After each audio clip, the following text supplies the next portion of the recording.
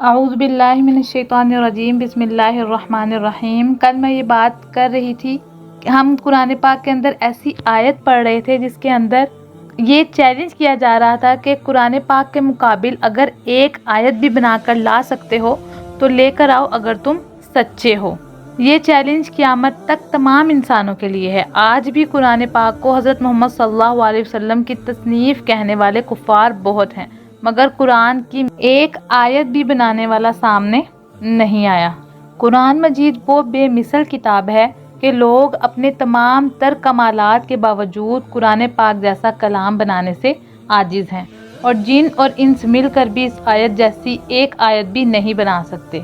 اس کی بنیادی وجہ یہ ہے کہ قرآن جو ہے وہ اللہ تعالیٰ کا کلام ہے، اور مخلوق میں کسی کے پاس اتنی طاقت نہیں کہ وہ اللہ تعالیٰ کے کلام کی مثل کلام بنا سکے۔ یہی وجہ ہے کہ صدیاں گزرنے کے باوجود آج تک کوئی بھی قرآن مجید کے دیے ہوئے چیلنج کا جواب نہیں دے سکا، اور نہ ہی قیامت تک کوئی دے سکے گا۔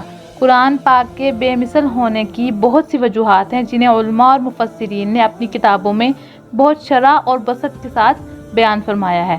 ہم یہاں پر ان میں سے صرف 3 وجوہات بیان کرتے ہیں۔ سب سے پہلے فصاحت اور بلاغت۔ عرب کے لوگ فصاحت اور بلاغت کے میدان کے جو تھے وہ شاہ سوار تھے، اور ان کی صفوں میں بہت سے ایسے لوگ موجود تھے جو کہ بلاغت کے فن میں اعلیٰ ترین منصب رکھنے والے، عمدہ الفاظ بولنے والے، چھوٹے اور بڑے جملوں کو بڑی فصاحت سے تیار کرنے والے تھے، اور تھوڑے کلام میں بہترین تصریف کر لیتے تھے، اپنی مراد کو بڑے عمدہ انداز میں بیان کرتے، کلام میں فصاحت اور بلاغت کے تمام فنون کی رعایت کرتے، اور ایسے ماہر تھے کہ فصاحت اور بلاغت کے جس دروازے سے چاہتے داخل ہو جاتے تھے۔ الغرض دنیا میں ہر طرف ان کی فصاحت اور بلاغت کا ڈنکا بجتا تھا، اور لوگ فصاحت اور بلاغت میں ان کا مقابلہ کرنے کی تاب نہ رکھتے تھے۔ ان اہل عرب کو فصاحت اور بلاغت کے میدان میں اگر کسی نے عاجز کیا ہے تو وہ کلام قرآن ہے۔ اس مقدس کتاب کی فصاحت اور بلاغت نے اہل عرب کی عقلوں کو حیران کر دیا اور اپنی مثل لانے سے عاجز کر دیا۔ دوسری یہاں پر بات ہے تلاوت قرآن کی تاثیر۔ قرآن مجید کے بے مثل ہونے کی ایک دلیل یہ بھی ہے کہ اسے پڑھنے اور سننے والا کبھی سیر نہیں ہوتا، اور نہ ہی اس سے اکتاتا ہے، بلکہ اس کی جتنی زیادہ تلاوت کرتا ہے اتنی ہی زیادہ شیرینی اور لذت پاتا ہے، اور بار بار اس کی تلاوت کرنے سے اس کی محبت دل میں راسخ ہوتی جاتی ہے۔ اس کے علاوہ کوئی اور کلام اگرچہ وہ کتنی ہی خوبی والا اور کتنا ہی فصیح اور بلیغ کیوں نہ ہو، اسے بار بار پڑھنے سے دل اکتاتا جاتا ہے، اور جب اسے دوبارہ پڑھا جائے تو طبیعت بیزار ہو جاتی ہے۔ قرآن مجید کی اس شان کے بارے میں حضرت حارث رضی اللہ تعالیٰ عنہ سے مروی ہے۔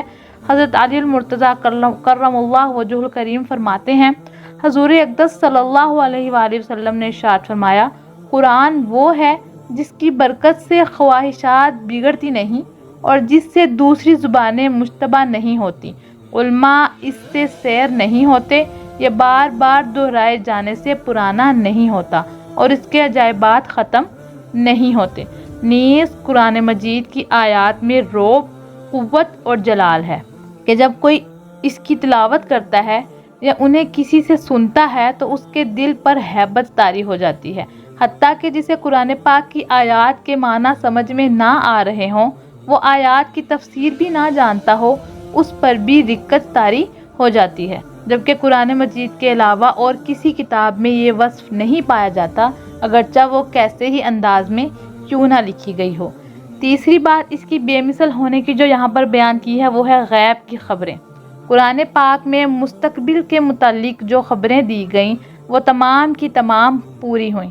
مثلاً زمانہ نبوی میں رومیوں کے ایرانیوں پر غالب آنے کی خبر دی گئی جو کہ 100% پوری اتری۔ قرآن پاک کو بے مثل ہونے کے لیے اور بہت سی باتیں ذکر کی گئی ہیں، وہ کرنے چلی تو بہت وقت گزر جائے گا۔ قرآن پاک کا اگر ہم ایک حرف بھی تفسیر میں کرنا چاہیں تو جتنا مرضی پڑھ لیں وہ اس کی تفسیر مکمل نہیں کر سکے گا۔ ایک بات یہاں پر یہ بھی کرتی چلوں کہ قرآن پاک کی ذمہ داری رب تعالیٰ نے اپنے اوپر لی ہے۔ قرآن پاک کے اندر ذکر کیا گیا ہے کہ رب تعالیٰ اس کا محافظ ہے، تو پھر کون ہے جو کہہ سکتا ہے کہ اس کی مثل میں لے کے آ سکتا ہوں یا اس کے برابر کوئی چیز میں بنا کے لا سکتا ہوں۔ قرآن پاک کی نہ مثل اب تک آئی ہے نہ قیامت تک کوئی آئے گی۔ رب تعالیٰ سے دعا ہے کہ ہمیں قرآن پاک پڑھنے کی توفیق عطا فرمائے، قرآن پاک کے اندر جو بہترین الفاظ ہیں اس کو ہمارے دل میں اس طرح سے ڈال دے کہ ہم قرآن پاک سے محبت کریں، ایسی محبت جس کا حق قرآن پاک رکھتا ہے، اس طرح سے ہمارے دل میں وہ محبت آ جائے کہ جب ہم قرآن پاک کو پڑھیں تو ہم بھی اس کو پڑھتے جائیں اور ہمیں رب تعالیٰ اس طرح کا مزہ عطا کرے جو کبھی ختم نہ ہو۔ آمین ثم آمین۔ وما علینا الا البلاغ المبین۔